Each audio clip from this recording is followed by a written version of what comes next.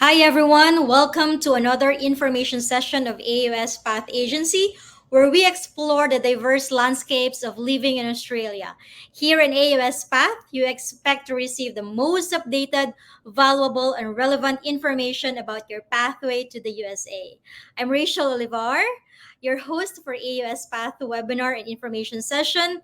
Joining with me are our experts, the CEO of AUS Path, Sir Les Anferdorben, and AUS Path's Managing Director, Frank Anferdorben. Today, we're delving into the intriguing world of regional and metropolitan living in the land down under. So, as you know, guys, Australia is not just a country, it is a continent. And within its vast expanse, there are two different ways of life: the hustle and bustle of the metropolitan areas, and the charm of the regional living. So in this episode, I think this is already our fourth information session done here in AUS Path Agency. We are going to uncover the unique features, the challenges, and the lifestyle choices that come with it. So, by the way, to our viewers, if you are watching this free information session here in AUS Path Agency, feel free to comment for any question that you may have later on our discussion by Sir Frank Anferdorben and Les Anferdorben. And also, feel free to share this information session to your friends who are also interested of progressing their career in Australia. We are providing this for free because we know that we have our obligation to you, that we can provide you the most valuable information that you can make use later on once you're already there in Australia. By the way, to our viewers as well, AUS Path Agency is an onboarding company for international nurses, allied health professionals, and skilled workers who intend to have a better opportunity in Australia. And just a disclaimer that AUS Path Agency is not a recruitment agency, but an onboarding company. So AUS Path is a registered business entity in Australia. So let me call now Sir Frank Anferdorben, the Managing Director of AUS Path Agency, to discuss about the differences with regards to the regional and metropolitan living in Australia. Oh, good afternoon, everyone. Lovely to see you here. Les and I, we started OzPath a couple of years ago based upon a Ministry of Hope. We're looking for possibilities and the ways that we can actually help Filipino nurses and international nurses become settled and work in Australia with Australian employers. With that, we do have a focus on making sure that it's the right fit for the right person for the right employer.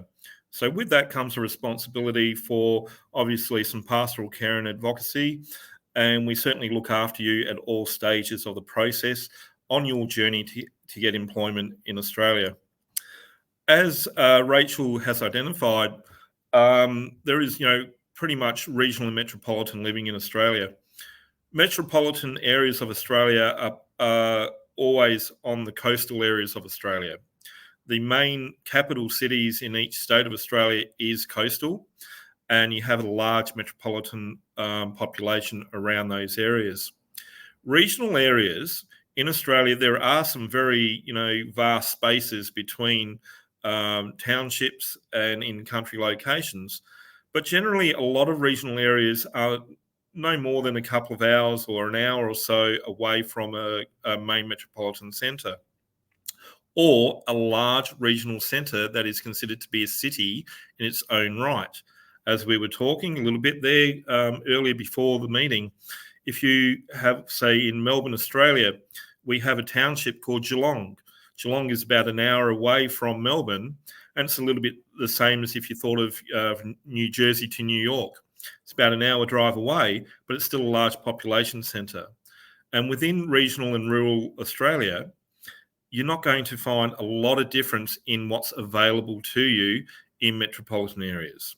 Now, you might have some more diversity and some more choice in the metropolitan areas, but pretty much what you find that you can achieve or what you can have or experience in a metropolitan area is available in regional and rural Australia as well, or within a very short drive. So we'll get stuck into the session today and we'll just go through. So Obviously, people are considering, why work in Australia? Well, the top 10 reasons that we've come up with is Australia does have one of the best lifestyles in the world. We have a diverse and welcoming culture, and we are the land of opportunity. In Australia, the motto there is that we work to live. We don't live to work. And I'm going to go through a little bit about that as we go on today, and you're going to actually be surprised by a couple of things of the lifestyle and the culture in Australia, how we do work to live. There are amazing travel destinations, metropolitan areas as well as regional areas. Australia is just an amazing travel destination for anyone international coming to seek to work or to visit. And Australia being a first world country with a very high income potential, there's a land of opportunity. We're an English speaking country, and permanent residency visas are available for those that work hard and want to actually strive to work for that permanent residency. You will be rewarded. We do have a superannuation guarantee, which you can listen about in all of our other podcasts or webinars that we've done there. Superannuation guarantee is a compulsory retirement plan that is paid to you an income of 11% over and above what you earn in Australia by the employer that is set aside for you for your retirement. So it's a bit of an extra bonus for you to work in Australia as well. And in Australia, we do have some of the world's best medical facilities. All right, so the first question that we ask, whether or not you're living in metropolitan or regional Australia, is the first question people ask is, how do I afford to live in either metropolitan Melbourne or Sydney or Brisbane or Adelaide or Perth or in a regional area? All right, so how much do Australian nurses earn? Well, employers will often pay above the award rate to entice applicants with experience to apply for positions vacant. That is especially the case in rural and regional areas of Australia. There is a lot of demand in the metropolitan areas. So if you're an international nurse coming and wanting to work in a metropolitan general hospital, you have to understand that you're not just competing with other international nurses, but the local population as well that wants those jobs. So if you do get a metropolitan job, consider yourself lucky. Employers are willing to negotiate with experienced prospective nurses though. So if you do have a lot of experience, it is in your benefit to shop around, have a look at different job offers and use an organisation such as AusPath to advertise your credentials. That's what AusPath is all about. We're working on your behalf to give you the best advertisement possible to prospective employers. All right. Other incentives, other than just the amount of your salary, may be advertised in positions such as accommodation assistance or retention bonuses, what we call salary sacrificing, which is a way that you actually can pay your bills directly out of your wages and have that amount actually reduce the amount of taxation that is taken out of your pay. All right, so your tax is paid after the amounts that have been taken out. So that can actually add up to quite a lot there as well. Other incentives might be out there as well. I know, for example, in a regional Victoria, which is a southern state of Australia, one of the regional healthcare organisations are offering free gym membership for all of their nurses. It's a good way to keep the nurses healthy and keep those staff involved and being able to work, but it is just another incentive that is added just as a little enticement for people interested in looking for positions. So an average RN wage or salary in Australia, you would be starting roughly around about the $79,000 mark. Your take-home pay after taxation would be around about the $63,000 mark, or just a little bit under there. So that's equivalent, as of today's rates, roughly around about 2.3 million pesos. So it's quite substantial. However, the cost of living is also commensurate with the amount of salary that you're earning. So whilst things may be a little bit cheaper in the Philippines, you're going to find that you have a much higher quality of availability of goods and services available in Australia.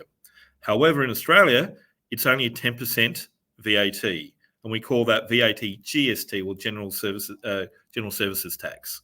So Philippines 12%, Australia 10%, little bit, everything helps. Okay, so Australians definitely work to live and not live to work. All right, we have a saying in Australia, sea change and tree change. And that's the goal of a lot of professionals, especially in metropolitan areas. They're actually looking for a way to get away from the hustle and bustle of city life, and they long for a less stressful work-life balance.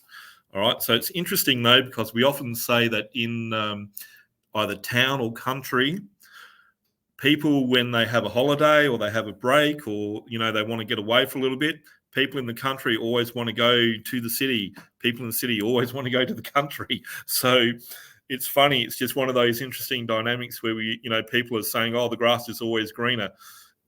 Well, it's just one of those human endeavours that we all laugh about. So rural and regional incentives, as we said, the opportunities do exist in high demand regional areas. The quality of life and access to essential services is comparable to metropolitan areas. Sometimes we were spoiled for choice in metro. There's just too many options available. But a simplified life often equals less stress. Don't worry about consideration of working in a rural and regional area. FOMO does not really apply. You're not going to miss out. Australia is a world-class country. Fashions and trends, established patterns and the way of life and culture, and the way of living easily flows into regional life into Australia.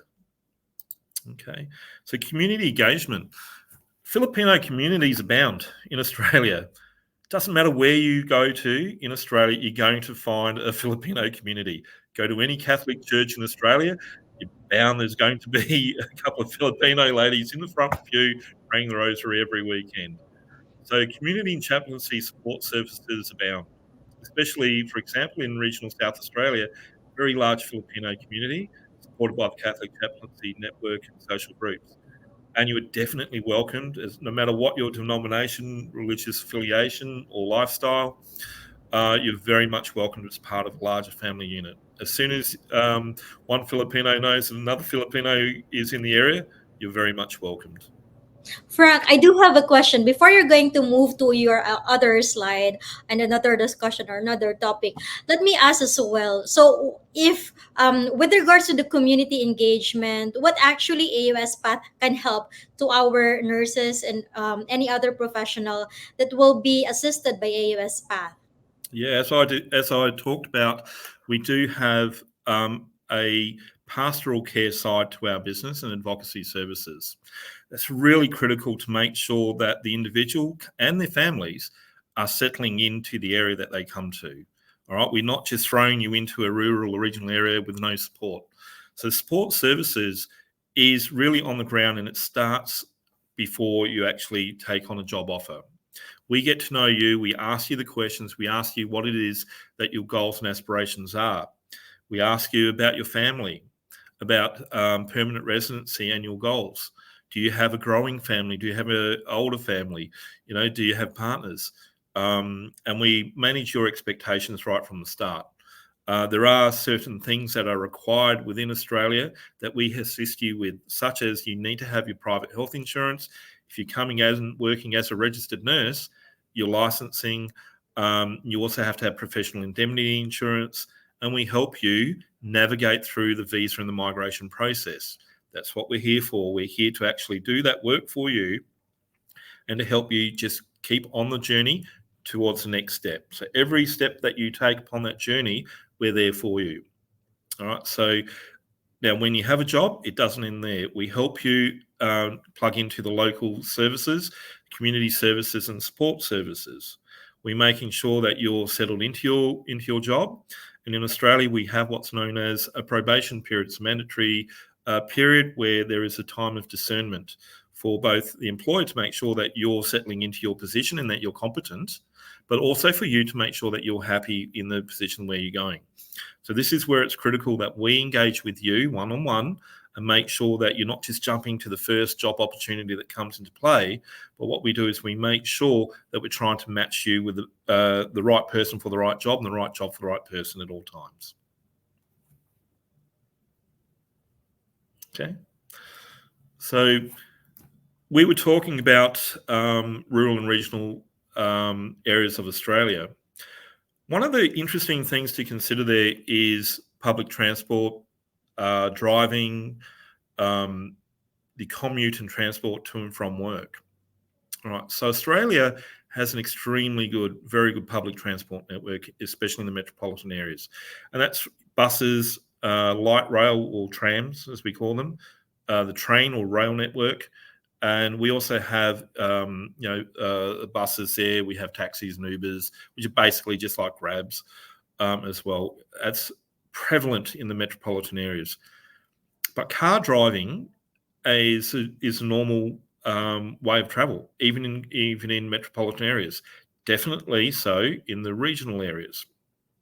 However, you have to think about the strange dynamic. As you get a more dense population in a metropolitan area, it's going to take you around about the same amount of time to drive from a metropolitan area to a regional area than it does if you're a metro to metro working. I travel around about 40 to 45 minutes a day to get to the office from where I live. That's in a metropolitan area. If I want to go visit my sister on the weekend, she lives on the other side of Melbourne in Australia, and that would take me about 2 hours to see her, so about a 4-hour round trip. It's just the way of life when you're in the metropolitan area. Yes, it's a little bit more stressful in the driving. It's not as stressful as Philippines, I can tell you that. There's not as much a population there, but we do have peak hour traffic. And you're going to know that you're sitting in traffic for a little while at certain times of the day. Generally, that's going to be around about 5 o'clock when people finish work. The usual hours are 9 to 5 for most businesses. Now, nursing is usually, the Australian shifts are usually 7 till 3, then 3 till 10, and then 10 o'clock till 7 o'clock. That's the usual shift structure for nurses or carers. It's interesting to know about that, because when you're finishing work, for example, on the normal day shift at 3 o'clock, well, 3 o'clock is 3 to 3:30 is the time when all the kids come out of school. That's when it's peak hour. All right. So for that 1 hour between about 3 o'clock and 4 o'clock, yeah, it can get a little bit congested, especially in the urbanized areas of a metropolitan area, as well as in a regional area. Okay. Now, if you're already in a regional area, you usually live and work in the same area. You're not going to travel too far. However, a lot of regional opportunities are only around about an hour, maybe an hour and a half out of a main metropolitan centre. My brother-in-law, for example, lives in the same city as me, but rather than going back in towards the city, he drives 45 minutes further out every day to a town called Ballarat. It's only a 45-minute drive from where we live in northwestern Melbourne, and that is considered a regional city, urban area, but the opportunities for work are much greater. Right? And he's an accountant, but he's got a very, very good job. He's been working there for the last 10 years and very, very happy. Now, Geelong in Victoria, as an example, Mackay in Queensland, Port Augusta in South Australia, these are all considered regional areas, but they're classified as cities in their own right and as I've said, they have comprehensive services and amenities and world-class living and employment. Right. So when we have a look at different areas, you can see my mouse pooing around, Melton, Bacchus Marsh area up the top. I live in Melton. That's around about 40 minutes to Essendon, which is where our office is in Melbourne. But from Melbourne to Geelong, it's an hour drive. And a lot of people will make the commute directly out to Geelong, especially people that are living in what we call the western suburbs, like Hoppers Crossing, Werribee. Very large Filipino population in Hoppers Crossing, Werribee area, also in the Melton area, right? And a lot of people will work in Bacchus Marsh or Geelong. So just looking at this map here, we see on the Melton area, it's not really that far to Essendon, the city. It's about a 40-minute drive. There's a couple of different ways that you can go there. This is what we call the freeway, or it's like an expressway. It's very, very quick drive. But you'll see just another 10 minutes out from Melton is a township called Bacchus Marsh. All right, Bacchus Marsh has a regional hospital, and in Melton, in the next couple of years, there's a brand new hospital being built. That's going to have 900 job opportunities. Right, the government has already declared, so it should be built in within 2027, 2028. They've already broken the soil, and it should be up and running within the next couple of years. But that gives an opportunity very, very close to Melbourne. Lovely area. Melton is where I live, and it's an absolute beautiful area, and it's very quick to everything. You have the freeways, you have the opportunity. It's only like half an hour to the beach. You know, you have the mountains only 20 minutes away as well. It's just a beautiful part of the world. Okay, so that's just something to consider going back through. So especially if you're thinking about permanent residency, remember that you need to have 2 years of continual work with an employer in Australia before you're offered permanent residency. Right, so if you're willing to stick it out and work really hard, the world's your oyster, and then you can start choosing and picking where you want to work. So if you know these things up front, okay, there's a hospital being built in Melton, I really like that area, you're going to start looking to talk to Auspath Agency to see if ever you can get an application for a job in that area. All right, Queensland, Mackay, Queensland, as you can see up in the top here, the tiny little dark green area that's right in the middle of central Queensland. But look at the area. It's a tropical paradise. It's a city in its own right. It's considered a city. It's only an hour away from Brisbane by aeroplane. The flights are pretty cheap. But as you can see, it's an urbanised area. It's a built-up area and it has its own airport. All right, so you're not wanting for lifestyle. You have access to everything and anything that you want. Schools, restaurants, cafes, education, you know, and the lifestyle is there, and you're right on the water and everything that goes with the beautiful lifestyle of being in Queensland as well. South Australia. Out of South Australia, there's a lot of jobs in an area here at the moment called Balaclava. Balaclava has one of the largest Filipino communities in South Australia, in all of Australia, to be honest. A couple of hundred Filipinos out there, and out of Adelaide, the main capital city of South Australia, Father Franco out there is the chaplain for all of South Australia, Filipino as well, and he will absolutely love to meet you and help anyone that comes to South Australia settle in. He's made a personal commitment to me and to Auspath to make sure that he personally talks to every single person that comes to South Australia through the Auspath. Port Lincoln, again, just another regional area, for example, in South Australia. Again, you can see it's an absolute gorgeous, beautiful area to live in. It's actually got the what's considered to be the world's best seafood. It's the seafood capital of Australia. The freshest fish that you've ever tasted in your life. It's absolutely magnificent. And this area is only an hour flight from Adelaide. You can see, you know, Australia it's a 7-hour drive. But even if you were, say, coming from Melbourne, you want to go to Melbourne, it's only a 3-hour flight to Melbourne. Temperatures are very comparable this time of year. We're looking at 29 degrees Celsius, and it's just a very, very pleasant place to be. I was there a couple of weeks ago. I have family in the area within Port Lincoln, and I can tell you that there are a lot of job opportunities just around the corner coming into that area. Right, so again, another very, very nice part of the world. Again, even if it's going to be, you know, for 2 or 3 years that you want to just settle in and ensure that you get your permanent residency, I couldn't think of a much nicer place to actually work and just knuckle down and work towards that permanent residency. All right. So Frank, sorry, before you're going to continue, allow me to also encourage our audience. If they have any questions, guys, if you have any questions with regards to what Frank presented earlier, feel free to comment in the comment section of our Facebook Live discussion, because we have here Lesson Verdorben, the CEO of AS Path, and Frank Verdorben, the Managing Director of AS Path, who can provide you what you need, and as well as answers to whatever clarification that you have with regards to your pathway to the USA. So Les, I do also have another question. With regards to um,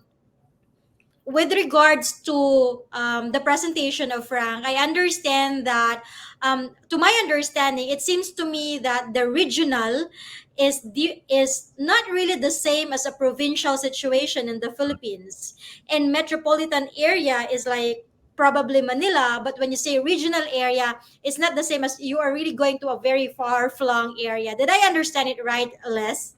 Yeah, absolutely, Rachel. That's right. Yeah, as Frank was showing there, the regional areas in Australia, well, most of them, except if you're really far out, and there are some small towns, obviously, throughout Australia. Australia is a very, very large place, but most of those areas don't have the hospitals and the facilities where the nurses and professionals will be going to. So they will always be based in the major regional areas, like Frank was showing there in Port Lincoln. Absolutely fantastic place. Big hotels, beaches. You can go surfing. You can do fishing. I love going fishing there. Yeah, Port Augusta, big regional areas, and not far out of the main capital cities. But the thing about Adelaide and South Australia is the whole of South Australia is under what's called a designated area migration area. So it's actually a good opportunity at the moment for nurses that want to come to Australia that they consider South Australia because there's lots of opportunities there. But yeah, some of these areas like Balaclava, big areas and not far out. Trains and things going there. They have big horse race on event on every year, which I love going to as well. With a group of friends and that sort of The thing. other thing is, you always have to remember in South Australia, within about half an hour of Balaclava and about 45 minutes from Adelaide, is one of the Yes. world's best wine areas, the Barossa Valley, world famous Barossa Valley. So if you like your wine, it's a very nice incentive there as well. So that's an Yeah, so important point that we have to point out to our audience that when you say regional area, we should not be thinking like a provincial area in the Not a provincial Philippines area at all. where the cost of living, probably the facilities or the benefits that you can get is really far different from metropolitan area like Manila. Like Okay. what, yeah, like what we were discussing earlier today. Les and I, as cousins, we grew up together in Adelaide. My family, my father, and packed up us kids, and we moved to Metropolitan Melbourne. My uncle, Les's father, packed up his family, and they moved to a country area. Now, Les's siblings didn't want for anything. They had all the opportunities available that we did in Metropolitan, Melbourne. But, we might have had more choice, but it's not to say they didn't have the opportunities and everything there. And if they wanted to go back to, Adelaide, it's not a longer drive. So when we're talking, it's definitely not provincial. It's not like in the Philippines. It's maybe going to a smaller town, consider Manila as the main, metropolitan area, and maybe even like Cebu City as a regional. That would be like your Port Augusta or Port Lincoln or something like that, or a Mackay, for example, could be considered to be like a Cebu, something like that. So it's not definitely not isolated, secluded. Don't be scared to take up a regional position or a rural position. The opportunities are there, and as we said, a lot of the employers will incentivize you either financially or with other benefits to go there as well. Yeah, Mackay is actually in Queensland. Is one of my favourite places in the world. There's over 100 different activities and things. It's actually a tourist region, so you're actually living in a tourist region with beautiful beaches and all sorts of things like that. So you're very, very lucky for those that get to go into Mackay as well. Yeah, there are opportunities coming through on the AusPath portal that we can put you immediately in touch with employers looking to place Filipino nurses. Thank you for that clarification, Frank. So moving forward, just an interesting thing, because I know a lot of Filipinos aren't familiar with a public transport system or a metropolitan transport system. So in Australia, most capital cities will have buses, trams, and trains. They're the most commonly used public transport, and you would use a card you pay prepay card. You top up before travel, and then you just tap on and off as you go through. That's what you're going to find most commonly in a metropolitan area. Otherwise, again, you're just driving in the area. And what you won't see in a built-up metropolitan area, I would hazard a guess less than 5% would be motorcycles. So it's not like the Philippines where if you're driving down the road, you're dodging a million bikes or trikes or jeepneys or whatever it's going to be. It's just going to be just general driving. All right. In Australia, yes, we do use taxis in metropolitan areas around the city, but even in the urbanised areas, a lot of people, if they're not going to use public transport or drive themselves, they will use what's called an Uber. Ubers are exactly like Grabs. Just think Grab, there's your Uber, right? It's just another company name. You use an app on your phone to book and drive for the first available driver. Okay, so use more in the cities, but public transport is prevalent. It's so easy to use. The second method of local transport is going to be your own car, and the second is Uber. Okay.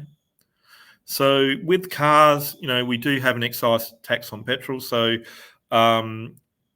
fuel costs in Australia is a lot more expensive than other countries, and in regional areas it's slightly more expensive than metro, and that's what they claim to cover metro, to cover transport costs. But in some areas I've seen, the country areas is cheaper than the metro areas. But generally speaking, a regional area, if you're more than maybe an hour drive out of the city, it can be anywhere up to 10 cents a litre more.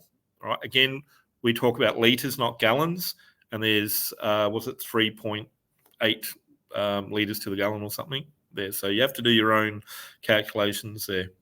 But the funny thing is, in Australia, we often see that the petrol prices go up and down during the week. It's also called a cycle. Now, this is also prevalent in supermarkets, and I'll talk a little bit about food prices and things like that as well. You'll have what they call market days within the supermarkets at different areas of Australia as well. And the prices will often rise just before a public holiday and on a Thursday. And so why a Thursday? Well, it's just one of those cultural things in Australia that traditionally workers are actually paid on Thursday in Australia. So Thursday night, pay usually goes in. So it's either in your bank on a Thursday evening or a Friday morning. It's just the way. I don't know why. It's just one of those things particular to Australia. And funnily enough, petrol prices always rise on a Thursday evening around about 5 o'clock. So when you're on your way home and the petrol stations know that the money's in your bank, they're going to put the price up. So as I've said, is this a coincidence? You decide. Okay, so it's a little bit crossover there anyway, but just going to have a quick chat about the international driver's license. Might pass this one over to Les.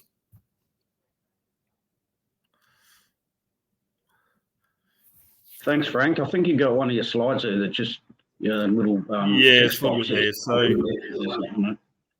but basically, international. If you have an international driver's license, you can drive in Australia for up to 3 months. Then before that's over, just make sure that you sit your Australian driver's license. Might depend exactly on where you're at, but if you don't have a license, then you need to do your learners first, get your learners L plate. That's just a matter of doing some driving practice with an instructor or qualified licensed driver. Then you go on to your provincial P plate, and then after a couple of years, eventually onto your full driver's license as well. So there's some things that you need to know. Obviously, if you're on your learners or your provisional, 0 alcohol. So, but once you get on your full, you can have a drink or maybe one. But 0.05 is the limit. So pretty much don't break that. At 0.08, you will lose your license. So if you've got an overseas license and you're not coming on a permanent visa, you can drive on your current overseas license for a maximum of 3 months after arriving in Australia. So we know that driving in Australia is a lot less stressful. So one of the things that you're not going to see quite often that is just part of life and it's normal in the Philippines is everyone in the Philippines uses their horn.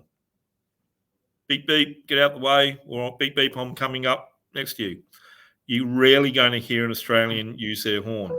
Unless you cut them off or do something very silly or dangerous, it's part of our culture.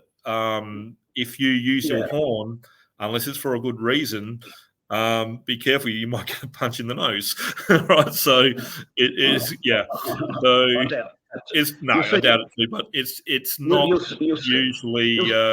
usually tolerated to have someone sitting meep on the horn Yeah, type of thing. behind you, So like get out of the yeah, road, and then try to drive through the middle, up the white line. And no, no, Australians they stick between their lanes. They don't sit on the white line. They don't try to overtake in crazy places, all that sort of thing. and whilst we have a lot of it seems, especially on the highways, we have a lot of roadworks going on. It's always just for maintenance, and they would often do roadwork at different times of the night rather than during the daytime to minimise disruption.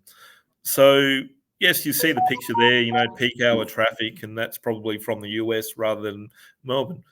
You're rarely going to see congestion and traffic like that. Generally speaking, if you're in a traffic jam, it might be for 5 or 10 minutes max, and then it clears up, and you're on your way pretty quickly. The other thing too is you don't have dogs just jumping out in the middle of the road, and roosters and goats, Yep. and people, And people just riding bikes, and with no lights on, and in the middle of the night, and walking out in front of you. That just doesn't happen. So it's a totally lot less stressful experience, that's for sure. Okay, so sorry, I did duplicate the slides there, so this makes a little bit more sense for you there. So if you're on a permanent visa or a permanent resident may drive on the current overseas license for a maximum of 3 months, then you need to apply for a full license. If you're a permanent visa holder, then you must convert your overseas license with either the first 3 or 6 months of arrival. So 3 months, and then you can apply for an extension, but after 6 months, you have to do it. Okay, and sorry, I have to ask this as well. Whether it's regional or metro, since transportation is very effective and efficient as well in Australia, I think our nurses and other medical professionals doesn't have to be concerned about this. What are your thoughts about this? Yeah, it just depends. I mean, most people, you can probably spend as much money on buying a car and the maintenance and the petrol as you can in just using an Uber or what you guys would use a Grab type of thing. So regional areas, a lot of people even walk to work. It's not going to be far. So a lot of people also ride share, carpool type of thing. Yeah. But the thing is, if you're in a metropolitan area, more often than not, people are going to take public transport. It's just a very simple and very quick and easy way of doing it. Your comparable cost per year compared to driving a car, maybe slightly less when you actually have a car for the running costs once you've actually made that initial purchase. And the other thing is, it's convenience. You can hop in your car and go where you want, when you want. You don't have to stick to a timetable. The other thing is e-bikes. You don't need a license for an e-bike. If you're only a few kilometres away from your they're a little workplace. bit more expensive. We find that e-bikes, the scooters are there and they're available, but the cost of using these scooters can be a little bit more costly. No, I'm talking about an e-bike. Yeah, e-bikes and scooters. Sorry, yep. So e-bikes are just plug them in at night and ride them, and don't cost you anything, mate. And you don't need to be registered. Oh, if you're buying your own e-bike, I'm talking about hiring an e-bike. Yeah. No, you just buy one, mate. It's buy an e-bike. Anything under 250 watts, you don't need a license for. It's you can self-pedal, and so if you're only a few kilometres away from your work, I'd be just riding an e-bike every day. Yeah, if you could do it. It's simple. Yep. Simple. No cost at all. Yep.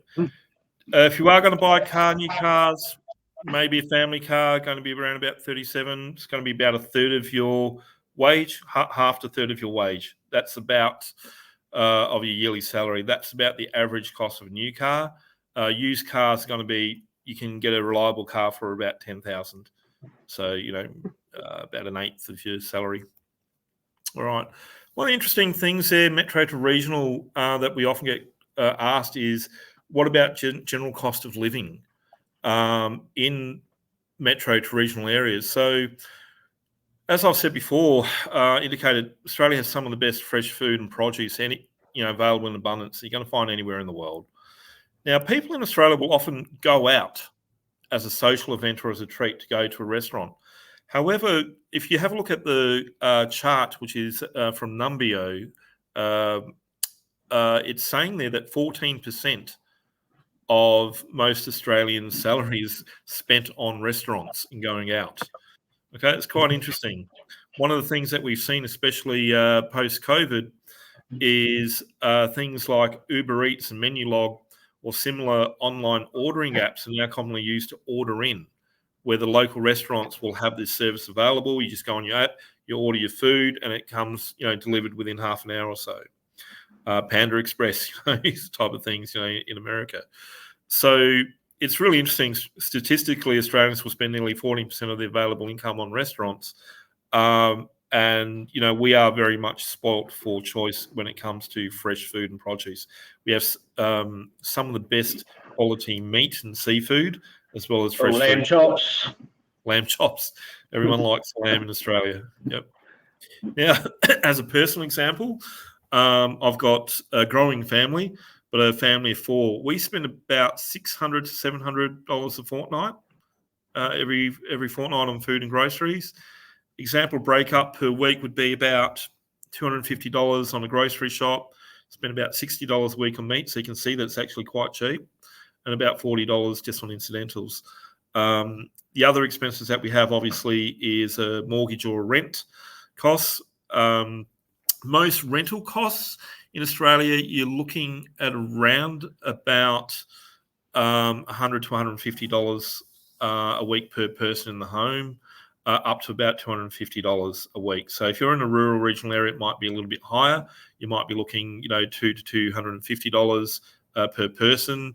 If it's shared accommodation, like a 3 or 4 bedroom house, that's going to be your average rental. All right. Petrol costs probably to fill up.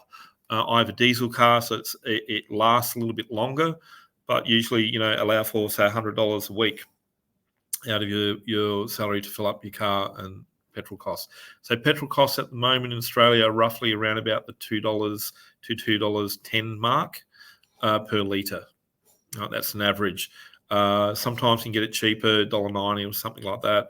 I filled up tank of petrol at $1.95. And that's about an average rate. All right. So again, food prices, just like petrol prices, can be 5% more expensive in regional supermarkets. That's what they say due to transport costs. But then again, if you're in a rural or regional area, local produce such as fruit and vegetables, you get, you just go out of town, side of the road there's going to be the local farmers with a stand, and you can get the best fresh local fruit and vegetable without the pesticides or anything there, and it's just absolutely wonderful. All right. One of the things that we talked about earlier was in Australia, the mindset is that we work to live, not live to work. All right. Now, this is a bit of philosophy here that you can take or leave, but people often want what they don't have or what they can't have all the time. All right. And it's just one of these interesting dynamics that people in metropolitan areas wish to go to regional want to go to a country. All right, so metro workers will always seek to go to the coast or the country for a short-term break or on a holiday or public holiday.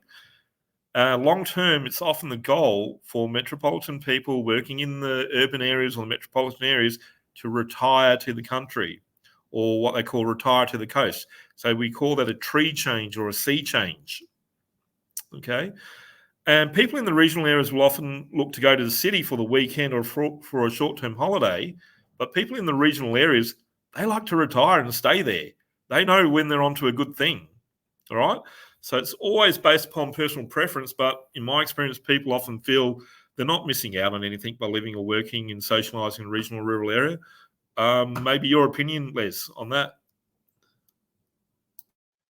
Well, as you know, mate, I'm a country boy.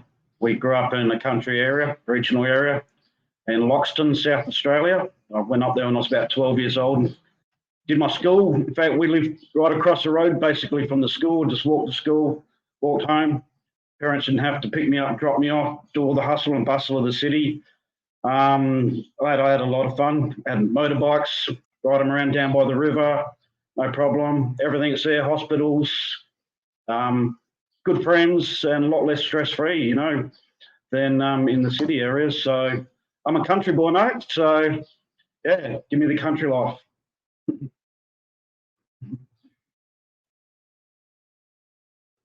I think you're still on mute, Frank.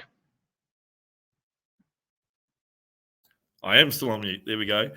So this slide, I know, is going to be probably of the most interest to people.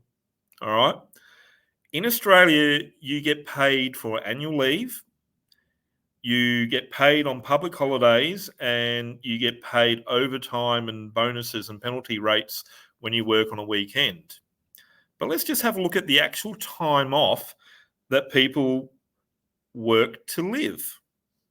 All right. So generally, you're going to have, if you're a full-time employee, you're going to have 4 weeks annual leave. That's if you work 38 hours a week. Some employers will ask you to work 40 hours a week as a full-time complement, but they will reward you by paying you 5 weeks annual leave. All right. So that could be, and it's the working week. It's 5 days, not 7 days. That's how they pay you. So if you have 4 weeks annual leave, it's 4 by your 5-day working week, or 20 days per annum. You have 52 weekends a year. That's 104 days per annum. You're going to have a minimum of 8 public holidays a year. Now, some states, believe it or not, you can have up to 12. I'm not going to tell you which ones those are. You can find that out for yourself, but each state usually has their local holidays. In Melbourne, for example, we actually have one public holiday, which if you're a full-time employee, you get paid to stay at home and have a holiday and have a barbecue, whatever, because there's a Melbourne Cup horse race, which is a famous horse race for the day. So it's probably only one of the countries in the world where you get paid off and you get paid to watch a horse race for a day. Anyway, we certainly understand the concept of working to live, not living to work. So when you add up all those days of the year, that's over a third of the year that you've got total paid days off. Well, potentially paid days off, because you're not going to get paid on the weekends if you don't work them. But if you're just talking about the actual days off for the year, that's around about 36% of the year.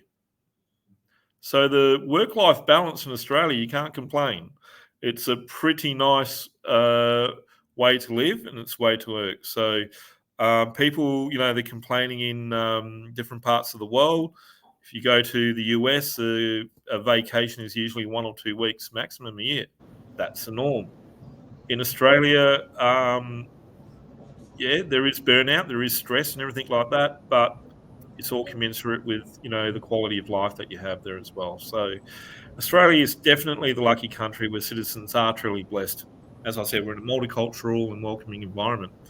And so we're basically saying, well, how does OzPath help you? What does OzPath do? So as Rachel has identified, we're an onboarding service that connects internationally qualified professionals with employers in Australia.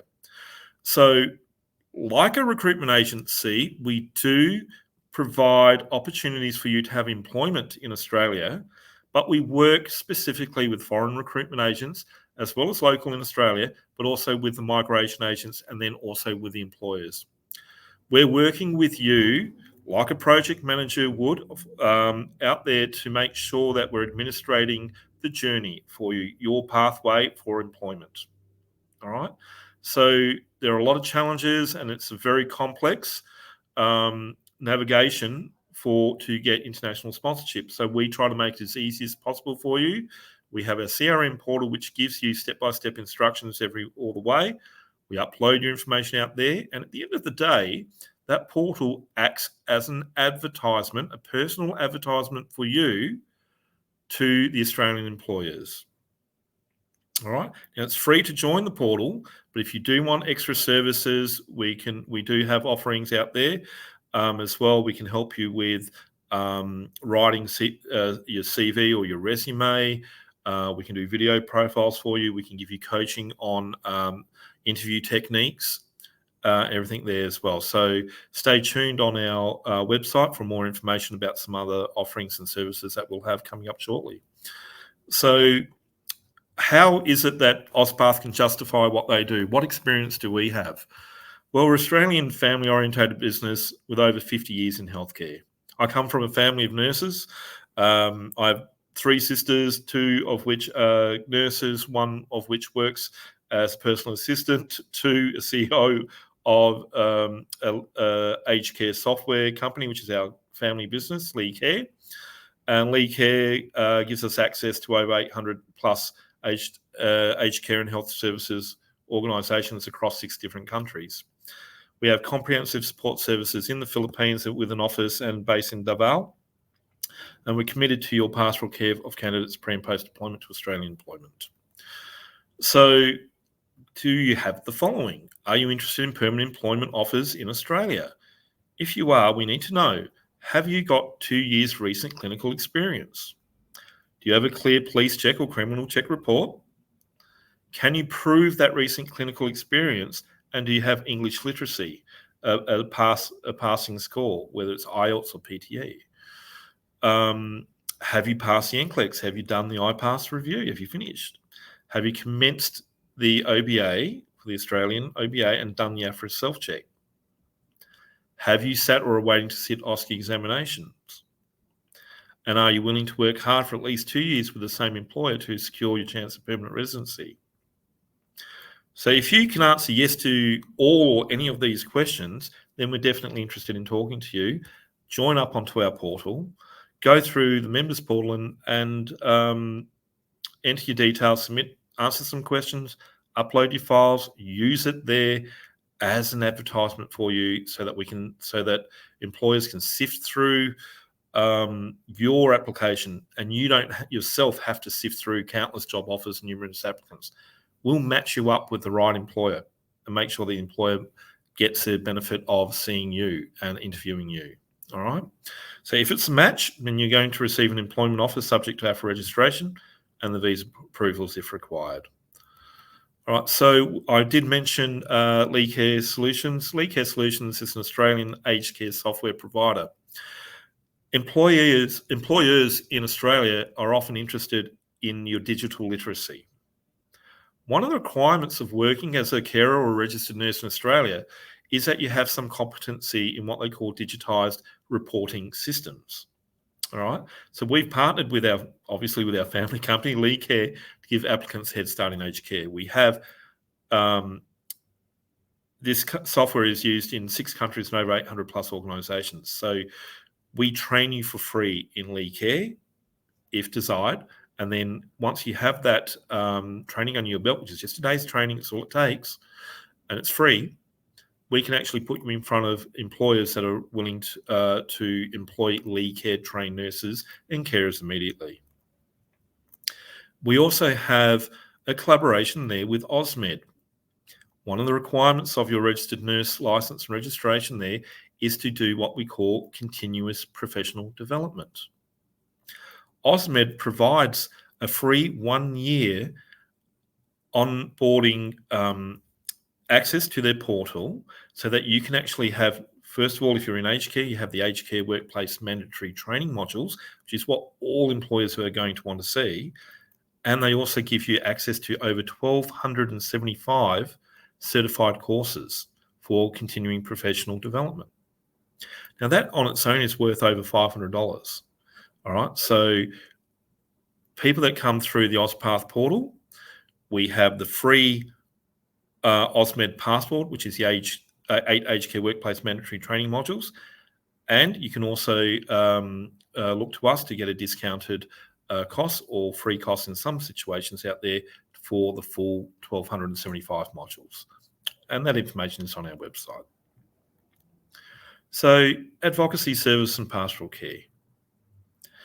Talking a little bit more about that, well, let's flesh out what does that actually mean. So we can assist you with orientation once you're in Australia. So you're not going to ever be on your own. You're never going to be left on your own to fumble through the system. We've aligned with Australian chaplaincy services that are in line with your culture and needs. We understand Filipinos, we understand the culture, and we align you and plug you into the Filipino community here on the ground in Australia. So we can assist you also with just the day-to-day activities to help you settle in, such as setting up your local bank accounts, helping you to procure professional indemnity insurance, which is available. You can just click through our website and you can see some information there and some discounted offers, discounted private health insurance as well. We assist with setting up your superannuation account, which is required when you start work in Australia. We can assist you also, for example, as we said earlier, in advising you and helping you to get a driver's license or to get your tax file number or things like that that you're going to need when you start work in Australia. Right, and we, as I said, we plug you into the regional areas if you are into the Filipino communities. All right. So how do you apply? You simply just go to crm.ozpath.agency and click join. It's very, very simple. Once you click on join, within 48 hours, you'll get notified of your application approval, and you'll also be invited for a free 30-minute meeting with our HR manager. All right. Why is this important? Well, it comes back down to, again, managing your expectations. It's also managing, we have a responsibility to the employers. We need to manage their expectations of you. All right. So if we're going to match you with the best fit employer and the employer is going to feel comfortable in employing you, we need to know a little bit about you. All right. So this information is kept confidential and you tell us what information that you want to divulge.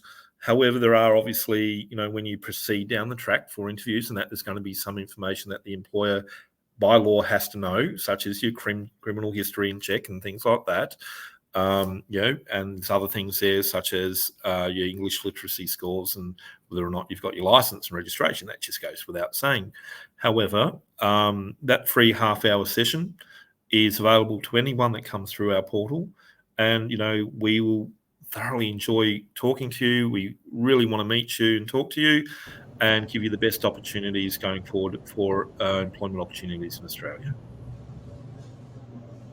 Thank you, Frank, for your presentation. I think we have covered a lot of topics. We talk about lifestyle, we talk about community, we talk about transportation, we talk about also salary for the nurses. I think all of these topics are very important because once the candidate is interested of progressing their career in Australia, as so they already have their information in advance as to where they want to be in, whether they like to be in the regional area or they would like to be in a metropolitan area. So guys, so for those who are still watching us through this Facebook live session, I really encourage you to ask any question. If you have any question, if you have any concerns that you want to open up, feel free to comment in our comment section down below so that we can be able to address your questions. And by the way, do you want to endorse or promote any of your social media accounts, Les, while waiting for our audience to provide us any questions? Well, sure. We're obviously here on Facebook, so everybody sees us here as well. And if you go onto our Facebook page and use the messenger chat app there as well, we have our social media manager, Cherry. They're working till late at night. We're finding a lot of the nurses are international nurses, etc., getting on late at night after work. Yeah, so she's quite often online till sort of midnight, chatting to everybody, answering questions, that sort of thing. So reach out and do that. You can visit our YouTube channel. That's where we put our videos, such as one today. So that'll be uploaded to YouTube later on as well. Of course, get over to our website. If Frank can make the little image a little bit smaller there, you might be able to see the main website, but it's just ozpath.agency. There we go. So we stick to mostly on Facebook and Messenger. That's the way everybody's doing it.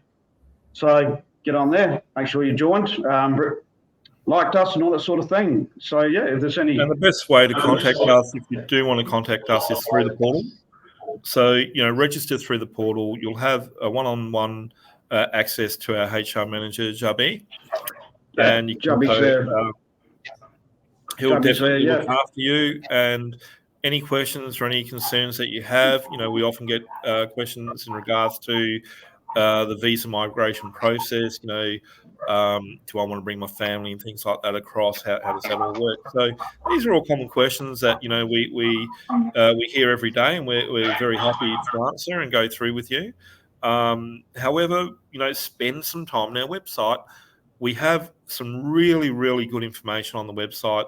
Les is prepared on there on our blogs. So generally, any question that you have, is going to be answered on the website. But do feel free to reach out to us and we can point you in the right direction.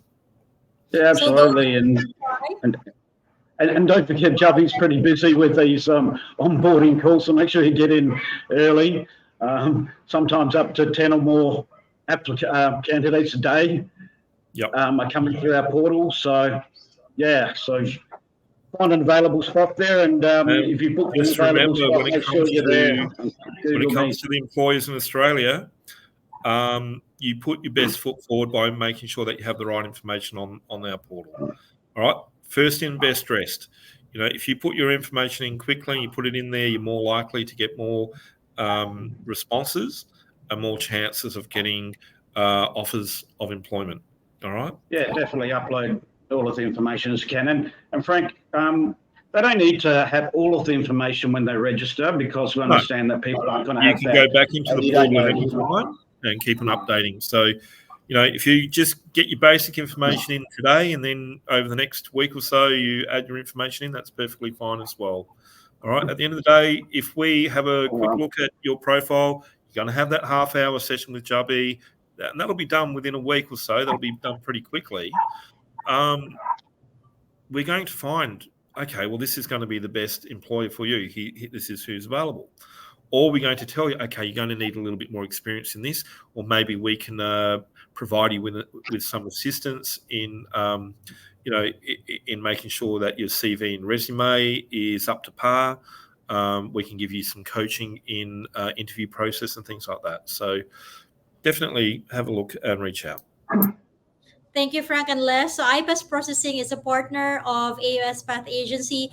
We know and we trust the Frank and Les that they will be the ones who's going to assist you whatever that you need as you progress in your career in Australia. So the first thing that you need to do, guys, is to be able to log in and be able to register via their portal. You can see it here in the slides, www.crm.auspathagency. And then you just follow whatever the information that you need to submit via their portal. So I think our audience doesn't have any question, and just feel free to connect with AUS Path. You can be able to follow them via the Facebook. It's AUS Path Agency. They also have their YouTube channel at AUS Path Agency. And if you have any concerns that you feel shy to comment in our comment section here in our Facebook discussion, so you can reach out to them at any time so that they can be able to address your concerns and be able to help you that you need. So the first thing that you also have to remember once you're going to start with your OBA pathway is to start with your NCLEX Australia. So, you know, there is an NCLEX Australia, or NCLEX USA, NCLEX Canada. So your first step will be to have the NCLEX Australia. You can be assisted by IPAS processing, and we can also assist you for your next generation NCLEX on and review. AUS Path also has their partner, the AURN pathway, for their OSCE training and OSCE review. So you can also, AUS Path can also provide you guidance on how are you going to go about your steps after that you are done with your NCLEX Australia through the OBA pathways. So rest assured that AUS Path is just here to provide you all the guidance that you need until you will be there in Australia. Frank and Les, do you have anything that you want to have that you want to share, or anything to wrap up Please, you know, people that are here, you know, get the word out to your friends and your families and your colleagues, fellow students, fellow nurses, fellow applicants or aspirants to come to Australia, and regularly always come back. You know, we have these information sessions every 2 weeks, so the information that Rachel, Les, and myself we provide to you is pretty invaluable. You know, it's information that you're not readily going to find anywhere else. So make sure that you're regularly coming back to these sessions and you're having a look. I think the next session that we're having on there, we'll be discussing the new OSCE examination centres and the opportunities now in Australia. We have a partnership there with AURM Pathway, which is the OSCE review partner that we use in Australia as well. So we'll have a little bit more information in regards to that on the next portal. So stay tuned. Make sure that you're coming back regularly to watch these videos. Click like and subscribe and all that stuff on the Facebook pages and all the rest of it. And please, don't be shy about reaching out to us. Over to you, Les.